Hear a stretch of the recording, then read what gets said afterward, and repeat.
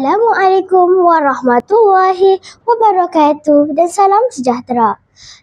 Jalan-jalan dari Semarang membawa banding tanpa duri. Tak kenal maka tak sayang, jadi izinkan saya kenalkan diri. Nama saya Kisha Darwishah binti Jasmadi Swardi dari Sekolah Kebangsaan Batu Maung. Kod sekolah saya ialah PBA 3001. Hari ini saya ingin membicarakan sinopsis tentang novel yang bertajuk Saya Nak English A. Novel ini ditulis oleh Salbi Saleh. Novel ini dicetak pada tahun 2015. Jumlah muka surat novel ini berjumlah 128. Novel ini mengisahkan tentang Shana yang mempunyai impian untuk melanjutkan pelajarannya ke luar negara. Dia seorang yang baik dan solehah. Shana juga merupakan murid yang lemah dalam mata pelajaran bahasa Inggeris. Namun begitu, Shana terpaksa menghadapi pelbagai masalah selepas perceraian ibu dan ayahnya.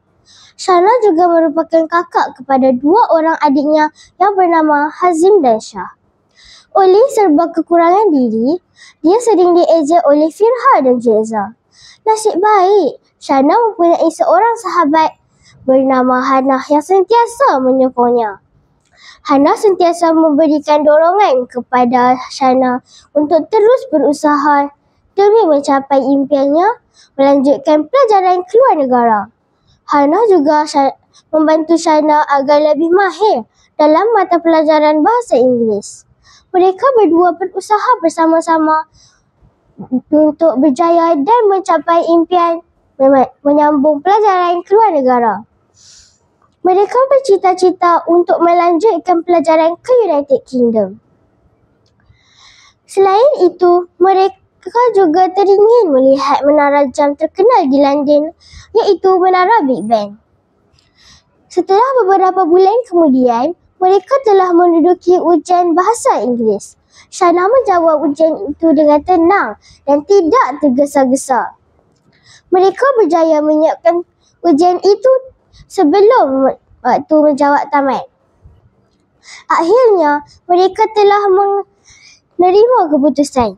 Shana terkejut apabila melihat kertas ujiannya tertera huruf A pada halaman depan. Dia berasa sangat teruja. Apabila dia menunjukkan kertas ujian itu kepada ibunya, ibunya berasa amat gembira kerana Shana memperoleh grade A dalam bahasa Inggeris buat kali pertama. Pengajaran dari cerita ini ialah kita mestilah berusaha bersungguh-sungguh untuk mencapai setiap impian. Pohon rendang di tepi perigi, tempat penyinggahan burung merbah. Sampai di sini bicara diri. Semoga berjumpa di lain masa. Sekian, terima kasih.